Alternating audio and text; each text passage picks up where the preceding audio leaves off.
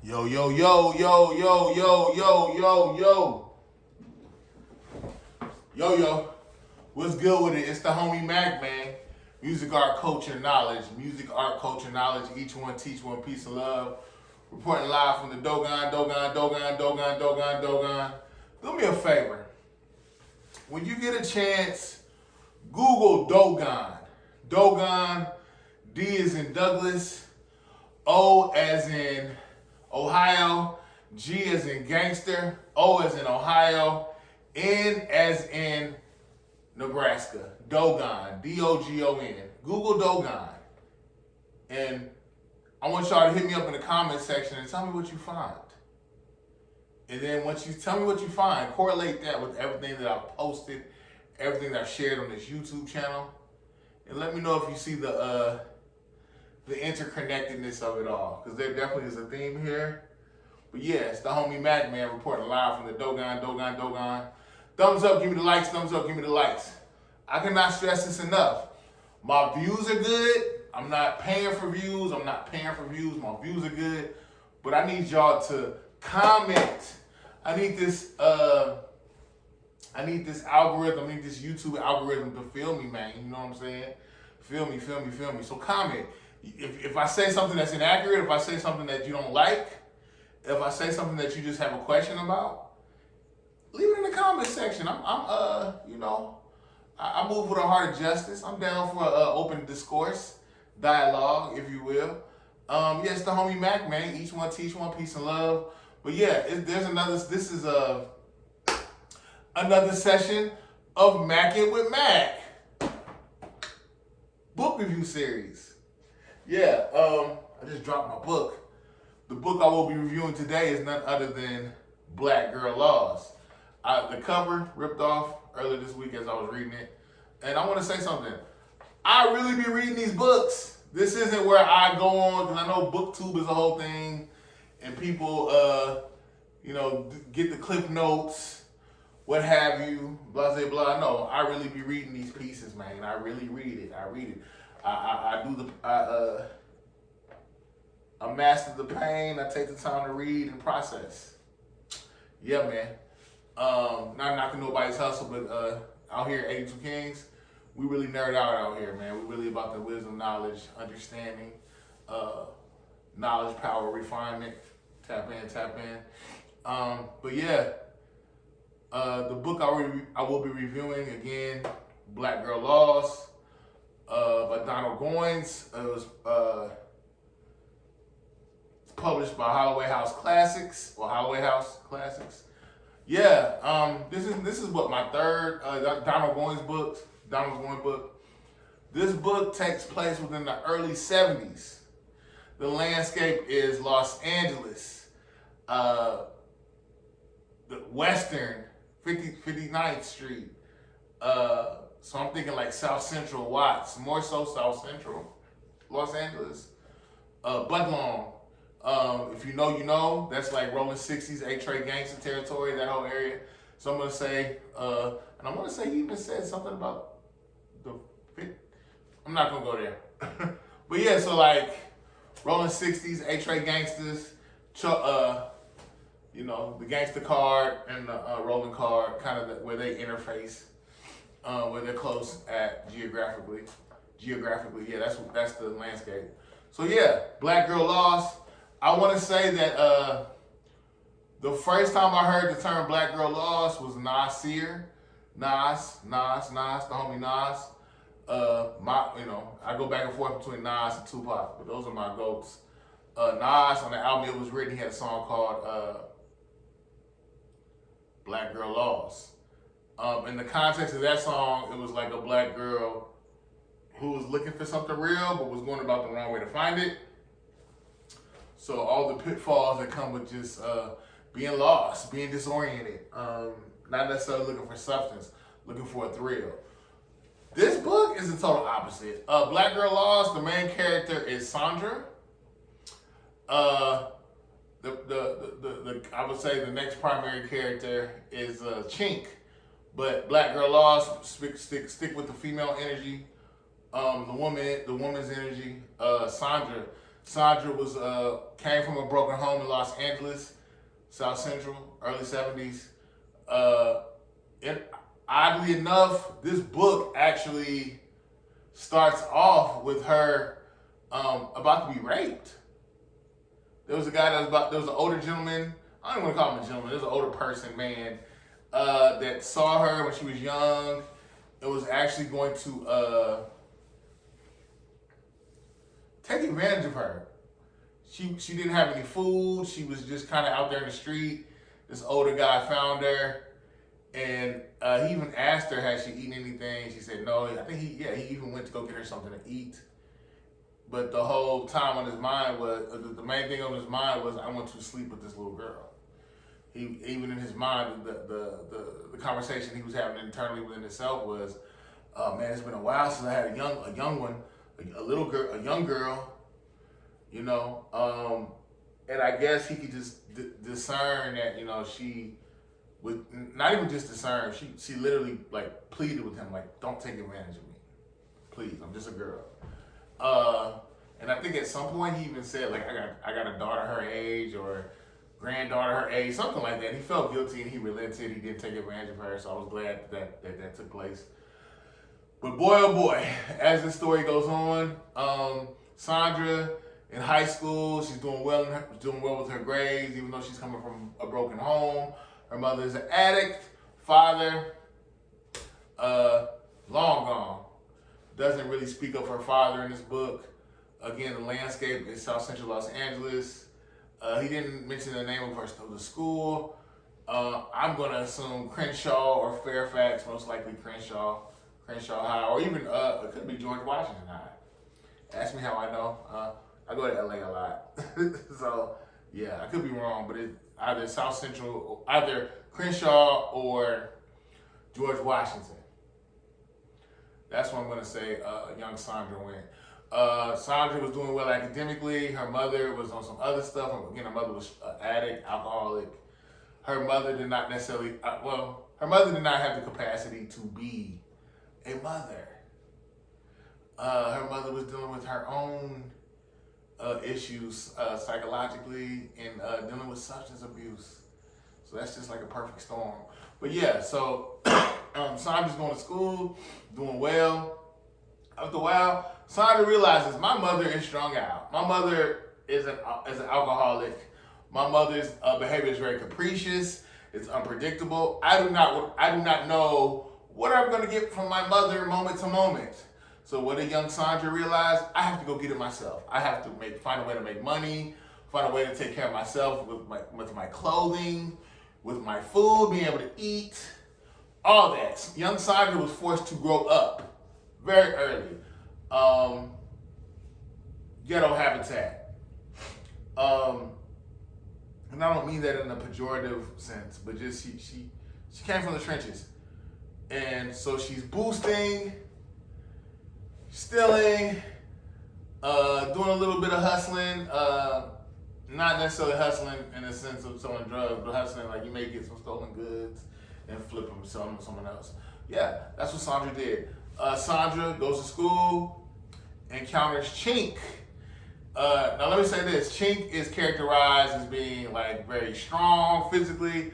Throughout this book, they said he looked like an ape. He was described as an ape through his physicality. The thing I don't like about that is I think, and I've always been attentive to dilemmas in black manhood, but I've just been doing more research on that like never before. And I realized it like Chink is a victim of a lot of black male emasculation or black male thingification, as Martin Luther King called it, where he's not even a person. He's just a thing. He's just a body. He's a big black guy that can do violence even though he's in high school. Chink was a hustler. Chink sold drugs. Chink, I want to say this whole book actually is, I'll get to that later. But no, Chink is a hustler, links up with Sandra, they get cool. It's not romantic, you know, initially, they're just looking out for each other. Chink is protecting Sandra. Sandra's looking after Chink in different ways. Chink more physically, Sandra more emotionally. So I guess it was the equilibrium. That's where the equilibrium persisted. They met each other's needs, and I want to say this again with the title "Black Girl Lost." I think it's kind of unbefitting. I think this actually is a love story in a sordid way. It's ugly but beautiful, if that makes sense. So yeah, Sandra's making money, Chink is making money. They're hustling. They're doing their thing together. They come together. They unify their skill set for a mutually beneficial economic point. Yeah. So what happens? You start to see, okay, Sandra's wearing new clothes, wearing a lot of fresh gear. Chink is wearing a lot of fresh gear. They get ratted out. Someone's saying, hey, we think they're hustling. Even though I give spoilers in my book reviews when it comes to novels, I still want to leave a little bit of air for you guys to actually read between the lines or read and research yourself. So yeah, so I'm not going to say specifically in detail how things happen at certain points. But anyway, they both go to jail. No. Chink goes to jail. Sandra is left. She's out here naked. Chink was the main primary moneymaker. He had to plug all that. Sandra had a couple balloons of cocaine on her. Pure, not really stepped on. Got cool with the fiends that she met through Chink. This one in particular, his name is George. George and his woman, I can't remember her name. Because yeah, Chink went to jail. Camp. He went to camp. And Chink was a minor, under 18. Under 18. So the fiend George is like, hey, I know Chink got arrested, he got knocked. What you got left? Blah, blah, blah. Sandra being otherwise just says, hey, I got a little bit of this left. I'll give you this. You can go sell it or do what you want to do with it. And he's like, well, you got any more? And she did have some intuition. Like, I'm not going to tell him everything I got left. But she was just like, do your thing and then you can come back. George comes back. This time he comes back with two other fiends. He comes back with Tree and, who was it? Hold up. Oh, give me 1 second. I've got to look. Tree.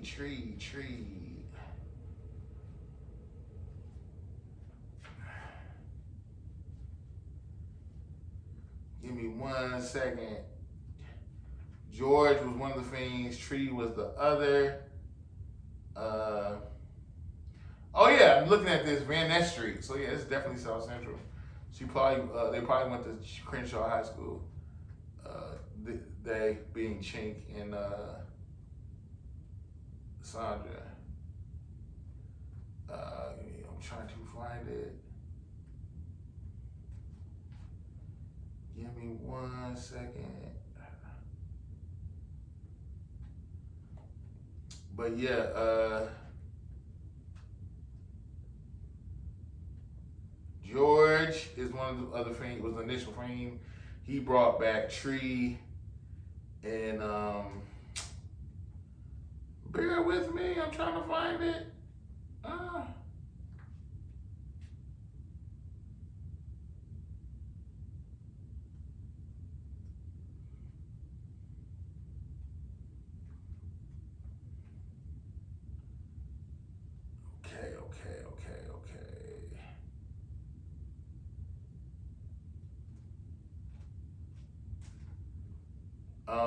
Yeah, my fault. I'm trying to figure out who the third, hold up, give me 1 second. I know it's this my Fred. I'm sorry, y'all. Bear with me. Thank you for being patient. Fred, George, and Tree. So Tree, Chink gets arrested. Sandra's by herself. Sandra gave George some product, and they were gonna try to build some type of thing, some type of network. Well, network where they can make some money. Pushing lightweight. So George brings Fred and Tree back. Fred and Tree come back, and they basically, I don't know if George was on the wise, I can't tell. Maybe he may have been in on it. But anyway, George comes back with Fred and Tree, and they rob Sandra. They rob her. Sandra's like, hey, all I got is this. Just take what I got. And they, what money you have, they want her drugs and the money. So she's thinking, I'll let them know a little bit about the drugs I got, but I don't really have no money. But George was not in favor of this, but Fred and Tree were. They were like, let's rape Sandra. Very, very dark, very descriptive. The writing, it was hard to read about how Sandra got raped. She was sodomized. They beat her. They took, all the little resources that she had left that were on hand. That was very difficult to read, and they leave. She's bandaged up. She gets bandaged. She goes to visit Chink when he's incarcerated. Goes to see Chink. Chink is like going crazy at this point because he's like, yo, my woman, my girl, she's bruised, she's battered. He goes into defensive protection mode. She, being Sandra tells Chink, this is what happened to me, blah, blah, blah. He's like, oh man, I gotta make this right. So he says, look, I am going to break out. I just need you to pull up on the highway on such and such day at such and such time. Sandra is with it. It's smooth. Now Chink is preparing to break out from the camp. And as he's trying to formulate how he's going to go out, well, he already formulated the date and the time and where the location and where Sandra would pick him up. But then he also started to think about he just was so much passion and rage. They did this to her. They hurt my woman. The one I didn't have. He's thinking to himself, I didn't get love from a lot of people, but I got it from Sandra. And y'all took advantage of her. I'm about to hurt y'all. One of the best things going for me, the best thing going for me was Sandra. And y'all did this to her. I got smoke for all y'all. And as he's plotting out his escape, unfortunately, he tells a guy named Jimmy. Jimmy is his cellmate. And Jimmy's like, let me go with you, blah, blah, blah. Chink is like, no, I don't want you to go, to stay here, blah, blah, blah. But he's like, no, I want to come with you. Chink says, F it. All right, come with me. Fast forward, it's time to break out. They skipped the bunk count. When they were doing the count on the bunk, the cell count or whatever. They dipped out that night, and they're running towards the freeway so they can meet up with Sandra. But no, there's a man out there hunting in the woods en route of their escape. They have to go through the woods, and en route through their escape, they go through the woods and they encounter a man who's hunting coons randomly at night. There's a tussle that ensues, and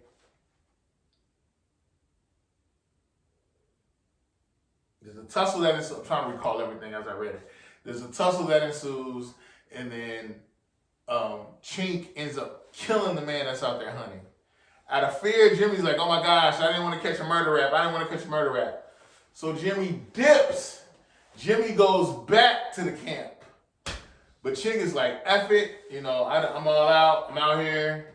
I'm on a mission. Sandra scoops him up. Sandra takes him back to LA. Next morning, they notice, in the camp, they notice, Chink's not here. Jimmy's here. They're talking about arresting Jimmy and saying there's a body out in the woods. Did y'all kill somebody? And Jimmy just totally wants to just save his own neck. I didn't do it. I didn't kill anybody. And then he goes even further to say, Chink did it. Chink is the murderer, not me. Bad look. Total, like no honor, no code. But anyway, they notify LAPD. Everybody's looking for Chink. Chink gets to LA.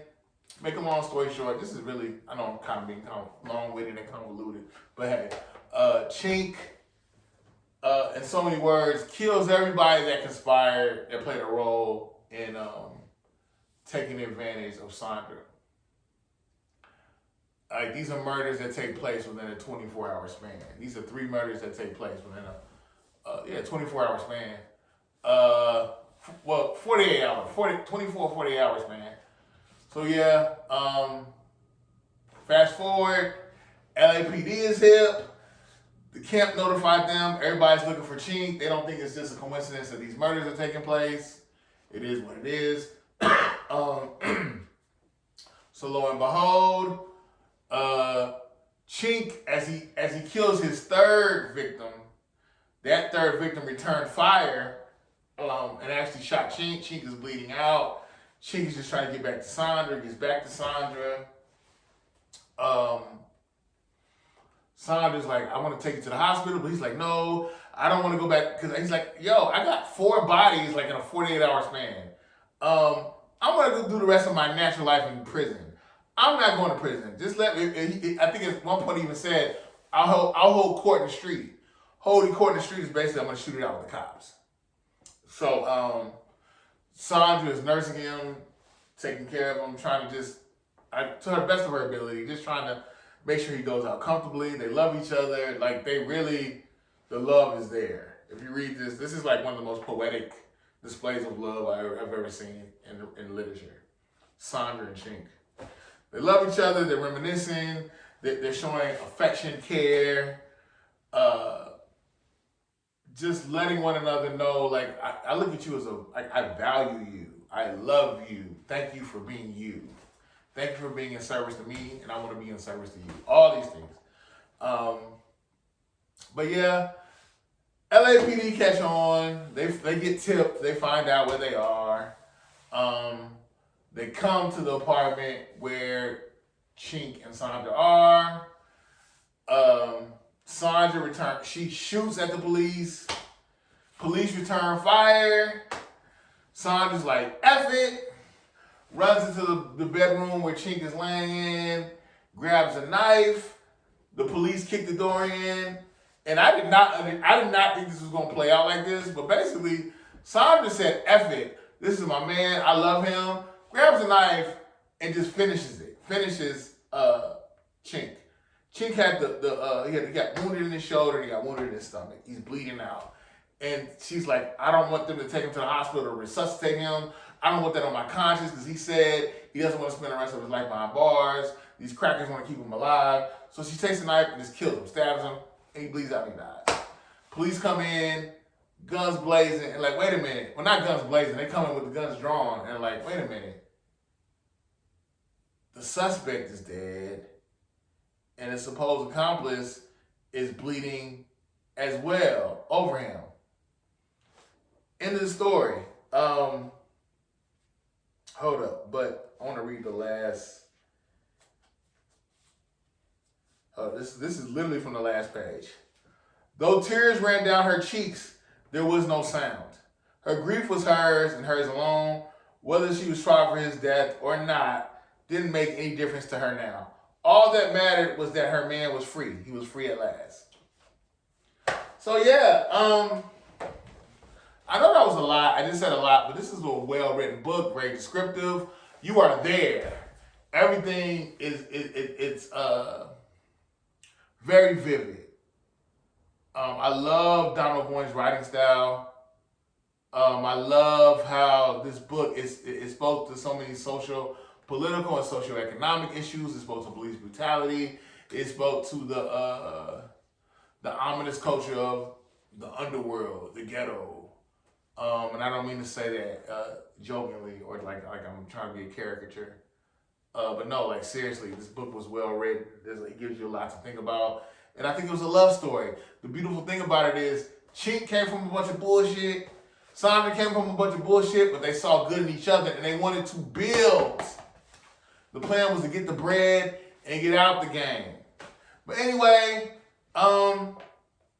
yeah, Black Girl Lost, Donald Goines. Thumbs up, give me the likes. Thumbs up, give me the likes. Like, share, comment, subscribe. Subscribe to the YouTube channel 82 Kings. I know this book review was long-winded, maybe even intense. But yeah, man, it's the homie Mac Man. It's the homie Mac Man. Each one teach one piece of love. Thumbs up, give me the likes. Thumbs up, give me the likes. I'm out.